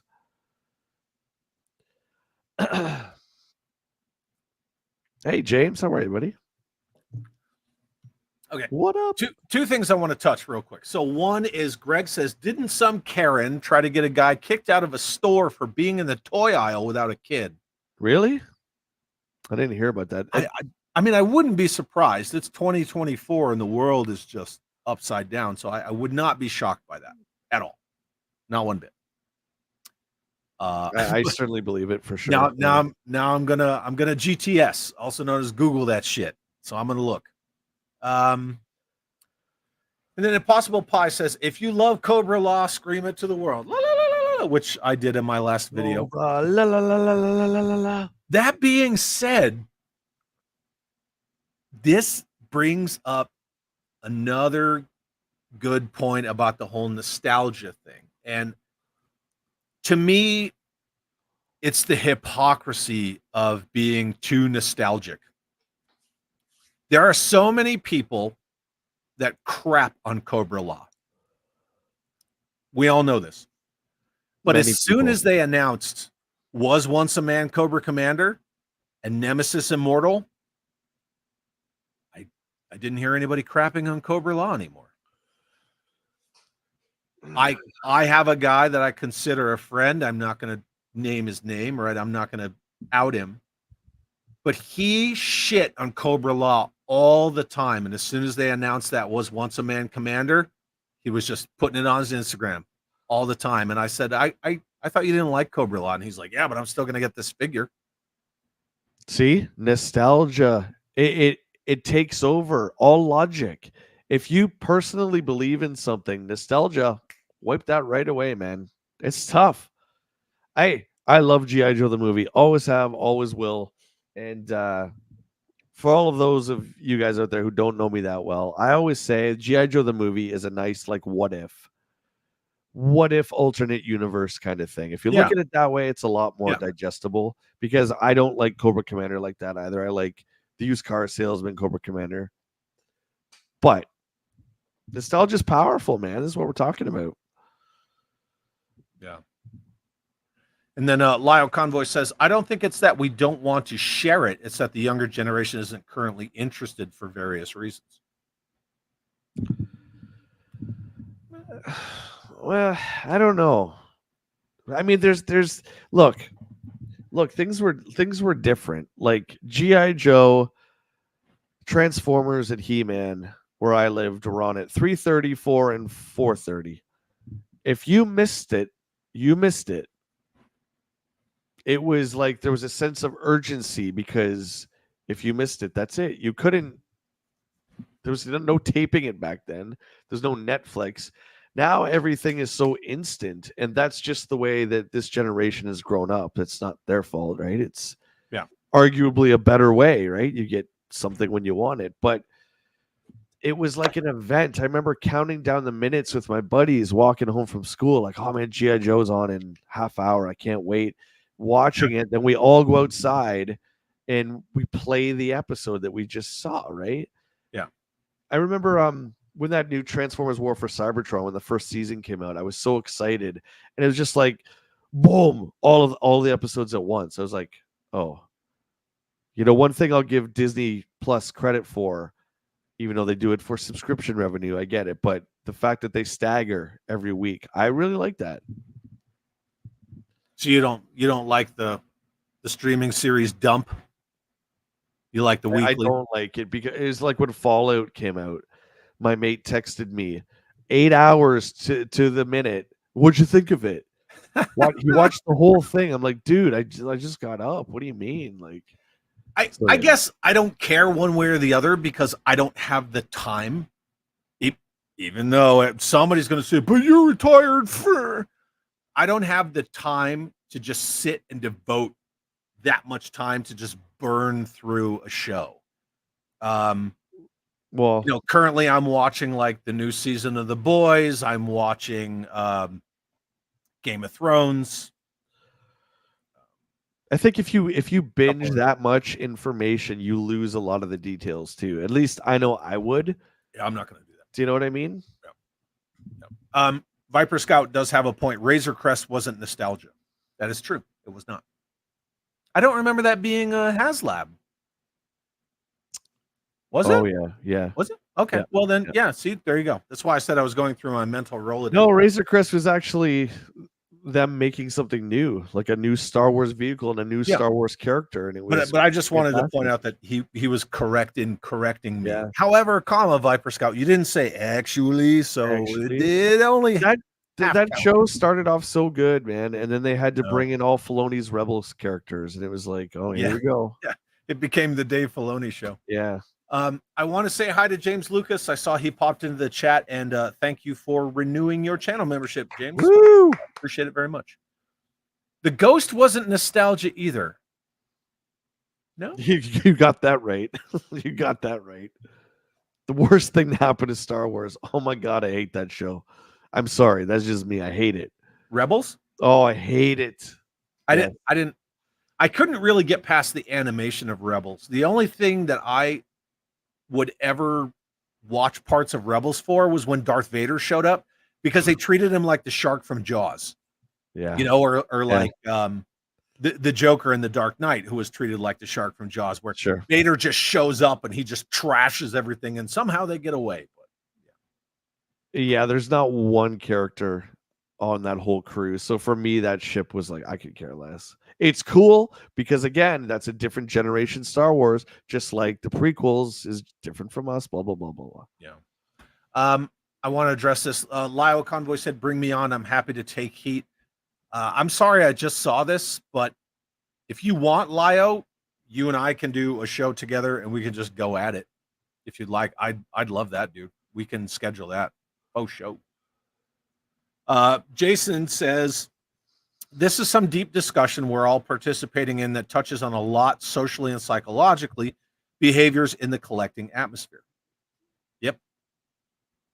Yeah, so every culture or subculture or community group, whatever, they all have norms, right? So all those things are based on what's called values, beliefs, behaviors, and norms. And then you have like your socio-cultural norms, toy collecting, video game collecting, pop culture. They all have those too. So it's all part of the discussion. I'm sure this wasn't the most rip-roaring conversation to have, but I really just wanted to know what people say. I just kicked my cat. So sorry. But listen, you know what though? I don't think because we talk about it, it doesn't mean it's negative. No. Do you know it what I mean? It wasn't even framed to be negative. No, I don't think it's negative at all. I think it's an important talk, and I love hearing everybody's different points of view. I think it's important. If we're talking about films or TV or video games or toys, I think it's really all the same. It's the stuff we love, right? It's all the same. Mike says action figures at $25 and $5 comic books are not affordable to kids. I would agree, Mike. Yeah, it's rough. And then speaking on the conversation of one or two straps, Comrade Bobcat, you want to talk about thinking critically, says 2. I paid for 2. I shall use 2. All right. James Lucas says on his Chad chat, Chad, please call my job and tell them I must have special time off for fellowship streams. Okay. I will write them a memo. Just give me an email address. I will email them a memo. Yep. Email. You dinosaur. Fax them over something instead. Here you go, Jay. This is from Jeff Butler just for you. Yeah, I mean, I think that's great. Again, if it makes you happy, that's all that matters. I'm just my personal experience with them. Neil says kids don't care about He-Man or G.I. Joe. Sadly, Lego and Transformers are still big with kids, though. Because they've made Transformers evolve with people like and they're giant talking robots. But they've made different versions of Transformers. True. They've always done that. So here's the thing, though.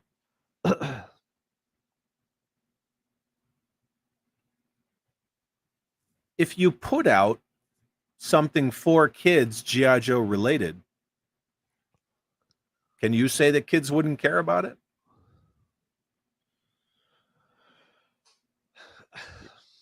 You know, if you did something new, because I'm just saying in 79, 80, when they were figuring out how to revitalize G.I. Joe with Operation Blastoff, they weren't like, oh, well, let's just drag out Bullet Man. They were doing something new for that time. I think if they're gonna start GI Joe again, you have to wipe the slate clean.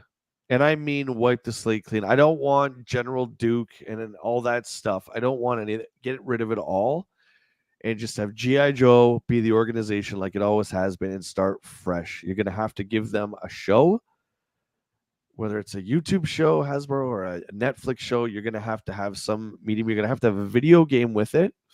But again, the video game that's coming out this year is for us. Yeah, 100%. HGC says Nemesis Enforcer, the name, is the best thing about Cobra Law. Everything else related can get tossed by Sarge into a bottomless pit where they lost the name Nemesis Enforcer. So, according to that argument, HGC, does that mean that Nemesis Immortal can get tossed into a bottomless pit? Burgess Meredith was friggin' amazing in that movie. Oh, as Globulus? Globulus was great, man. Yeah. His toy is terrible, but like the character I think is good. People don't like Cobra Law. Outrageous. Yeah, a lot of Apparently. people crap on Cobra Law. Yep. Yeah, see right there. My hypocrisy knows no bounds, but Cobra Law, I draw the line there. Zakanan does not like Cobra Law. I can't wait to not buy Was Once a Man, Cobra Commander, and Nemesis, whatever. Our good friend Mikey says, for the record, I will continue to crap on Cobra Law. I can appreciate a good figure, but no. See? Opinions, right? Opinions vary.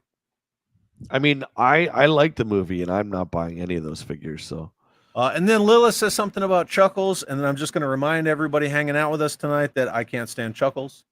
So, there you go. He's really got this cult status for some reason. Yeah, he does. I think a lot of it has to do with his comic. Like his comic, The comic really was good. elevated. Yeah. Keys Collect says Pokemon, Dragon Ball Z, DBZ, whatever, etc. are the new nostalgia. Current anime will be. Yeah, anime is huge now with new generations. Yeah, I mean, we just like this stuff is not.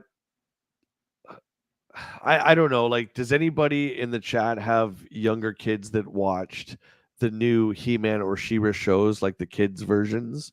You know how there was that He-Man one and there was a She-Ra one a few years ago. Yeah. Now, did anyone out there with kids watch those who actually liked them?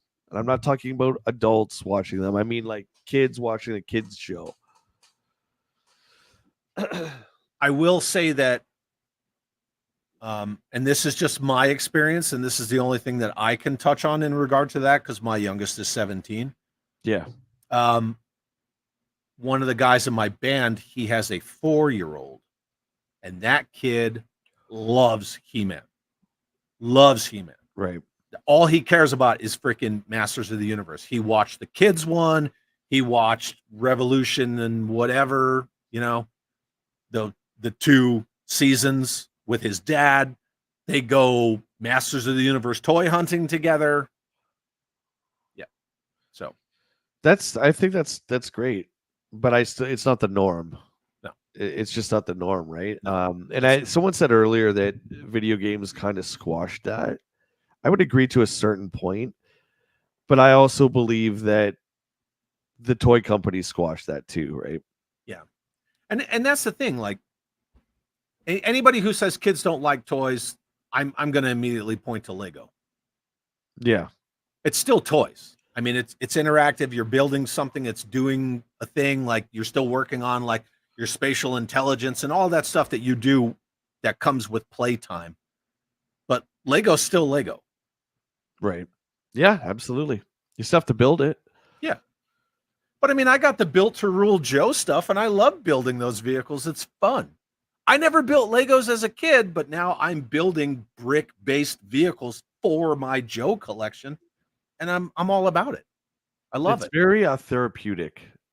I've done a couple of sets. I did the Falcon and Kylo Ren's shuttle, and I remember when it was built, the Falcon was built. I was like kind of bummed. Like, it was cool. It's awesome, right? But I was like, oh, I kind of really enjoyed like the building process of the whole thing. Yeah, totally. Gonzo, member for 3 months. Thanks, Gonzo. All right. Again, it was great hanging out with you in Dallas. When Fortnite phases out in 15 to 25 years, will adults then buy Fortnite figures because it will hit that nostalgia string? Well, Fortnite will never fizzle out because it's free. It's Epic Games has created something truly special there. I would say yes, though. I would say that will be their G.I. Joe or Transformers, Gonzo, for sure. Absolutely. So you play Fortnite. Let me ask you before we move on. When they put Snake Eyes in Fortnite, did you feel or see that did anything for awareness of G.I. Joe? No, that's they bring in the old legacy stuff, like they brought in Indiana Jones and some Return of the Jedi guys, whatever, right?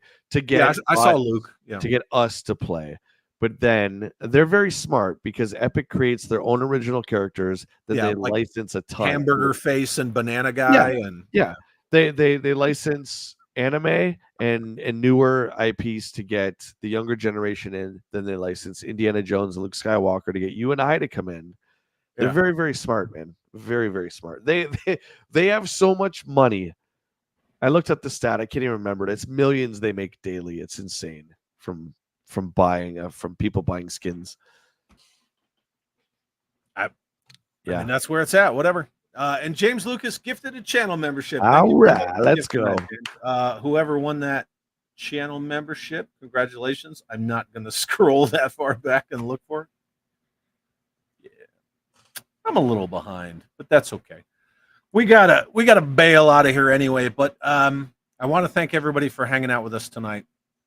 I just wanted to have a nice conversation with rational people that I enjoy chatting dollies with, and just kind of see what people thought about nostalgia. Was it too much? Is it not enough?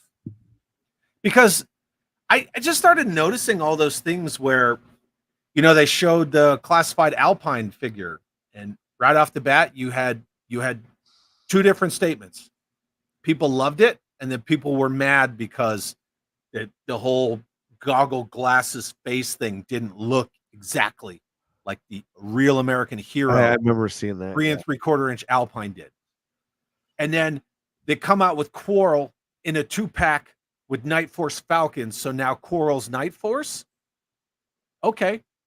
I mean, Quarrel's Quarrel to me, but if you're going to drink the nostalgia Kool-Aid, why didn't you make her Action Force? Why didn't you make her Zed Force? Because then you have to bring a new team in? Because it was stated earlier that you have executives that don't know or care. Quarrel's not going to sell well on her own, and Falcon sure as hell it won't sell on his own. So let's put them in a 2-pack together. There you go. I think that Quarrel, and this is just my argument, right? It's totally a take it or leave it because it's my opinion. But my argument is that Quarrel and the Zed Force Ram cycle Quarrel would have sold better than Night Force Shockwave and the Ram. Yeah. Just me. Yeah, I think it's first off. When they give you Quarrel, they don't give you her Ram cycle, and she's not in her appropriate team. So is that too much or not enough nostalgia? And that's kind of where I kind of got the basis for this topic, was like, I see a lot of hypocrisy in the nostalgia leaning. I think they've done it purely to get more money out of us. One, people that aren't toy customizers or know any toy customizers are going to buy probably 2 of these if they're Big Joe fans to correct the head off the first Falcon. I don't know, man. I don't think they care about sub teams or any of that stuff. Like, they brought out Tiger Force Wakanda before regular. Like, they don't care, dude. And Bazooka. Yeah. It's just a dartboard. They're just throwing stuff. There's a comment I wanted to get up if I can highlight it here. Okay. Well, while you're looking for it, Viper Scout says, well, she can't be Action Force. No, but she could have been Zed Force. That is true. She cannot be Action Force. She could be Zed Force. This is Mike's comment here I wanted to highlight. Does anyone think WWE is nostalgia? Keeps going on forever? Yes, but I think I'll always call it WWF. There you go. But I think the WWE does it right. Okay, and I was going to talk about the gaming industry a little bit, but we'll talk about WWF instead, where Triple H now, I believe, is in charge. It's Stephanie, and they are very good at keeping the legacy wrestlers alive as legends, but always moving forward with new talent. Always moving forward with new talent. I think they do it perfect. Comrade Bobcat, did they ever make a 25th style Coral? Coral. Right there, baby. There you go. Yeah, she's great. Yep. They sure did. Now, she was figure subscription service only, but yes, they did make a modern articulation. I know everybody just kind of loosely uses 25th style as the term for modern articulation 4-inch Joes, but yes, they did. And I got to hit this. Andrew M. sends a $5 super chat. Thank you very much, Andrew, and says, start a shift next week, so I will be on the replay squad. Have fun. Enjoy the topic. Thanks, mate. Thank you for the super chat. Thank you for coming. Yeah. Oh, yeah, Hollandette was answering. Yes, they did. Mr. Madgus says WWE continues bringing in new people for a new audience to watch. Yep, at the same time, always propping up the old guys. Hogan, Flair, they always Warrior. They're always talking about the legends, but always bringing new talent. I think they do it perfect. Yeah, and the Joe team is perfect for that. Again, it's just my opinion. Do kids watch WWE? From what I'm tracking, yeah, kids watch wrestling. Yeah, I mean it's the same. I would assume. I don't know, but I don't see why they wouldn't. Rhetorical question from Jeff Butler: how many years will pass until we don't call 25th style Joes modern? Well, it's the construction. That's why they're called modern. And I guess that's why I call it 25th, even though they're all technically not 25th. That's just how I label it. Yeah. But yeah. It's just they're modern construction because they're not O-ring and metal rivets. Yeah. So a lot of the bullshit that you guys brag about with 6-inch figures was started with 4-inch modern figures. So, and a lot of them actually have the exact same articulation. So that's a poo-poo argument. I had something else. Oh, yeah, you guys were talking about how they're bringing in newer talent, blah blah blah. People get old. That was always my argument with classified GI Joe. Make Falcon frickin' the new General Hawk. Snake Eyes is a moniker now, right? Because it went from Snake Eyes to Kamakura. Spoiler alert, if you didn't know that. So on and so forth. But they could have progressed, and that's one thing I loved about Resolute is Resolute just seemed like it was 5 years after the Sunbow series ended. They just picked it right back up. This is a hot take, and I'm sure most won't agree, but that's why I like the Blaylock comics. Hot take. I loved it because they were aging the characters and killing them off. I thought it was awesome, but that's not canon anymore, actually, so that's fine. Yeah, so Chad, I think then you have kind of what your fear is, where you're like, I don't want to see Bart Simpson as an adult. I don't want to see Peter Griffin as an old man. I think Hasbro sees these characters as superheroes, right? So if they change them too much, then you're going to get the same idea. It's like it's like all these comic book characters are caught in this time warp. They're not allowed to age or progress, right? But that's a lot of characters in G.I. Joe too that are just strictly humans to not age. Yeah. Hollandette is asking, where's my classified Don Moreno? Just wait for it. Just give it a minute. It's happening. And I want to thank James Lucas for gifting another channel membership. Thank you so much, James. That absolutely helps the channel. I can't thank you enough for that. So anyway, my dude, let's get out of here so everybody can go hang out with Ryan on 3POA. Got any closing thoughts? No, I want to thank everyone for hanging out. Come on over tomorrow. My slot for Cobra Convergence is tomorrow, and Chad and I are going to be doing our Friday night versus a day early, and we're going to be doing it at 5 p.m. Mm-hmm. So come on over. We're going to be judging the mighty Cobra Commander and all of his different versions. It's been a pleasure. Thank you, Chad, for having me. And chat, wonderful to see you as always. Yeah. I want to thank everybody who came tonight. It was nice to get back in the saddle, so to speak, because back, baby. Yeah, it sucked being away, and I'm glad that I came back and we all had a nice conversation. So thank you all very much for that.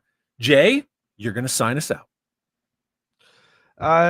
For the love of dollies and the warmth of scarves, take care of yourselves. And each other. Because the best time of the day is when you play with yourself. Jolly time. Later, dudes. Yeah, have an awesome day.